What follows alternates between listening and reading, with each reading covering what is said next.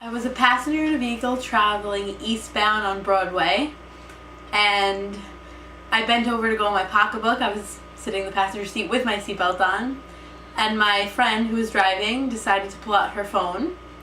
A few seconds later, I remember waking up. My ears were kind of ringing. I didn't know much, and then I saw the crack in the windshield.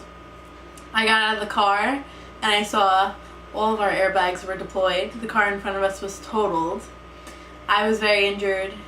The fire department had to come and cut the other guy out of the car. It wasn't a very good experience. We hit 4 other vehicles. We were the 5th vehicle involved.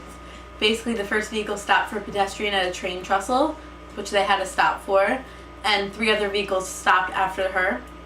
And the driver in my vehicle decided, I'm going to look at my phone, and she didn't have the time to see, and she didn't even attempt to stop. So we used the vehicle in front of us to stop the car.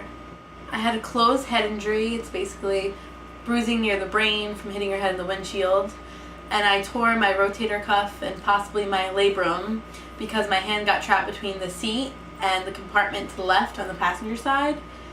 Other than that, I had a few burns from the airbag. It saved me my injuries, both if I was looking at her and saw that she pulled out her phone versus bending over my purse not paying attention. If I could have said to her, put your phone down, the accident might not have happened, or she might have been able to slow down the car and made less impact.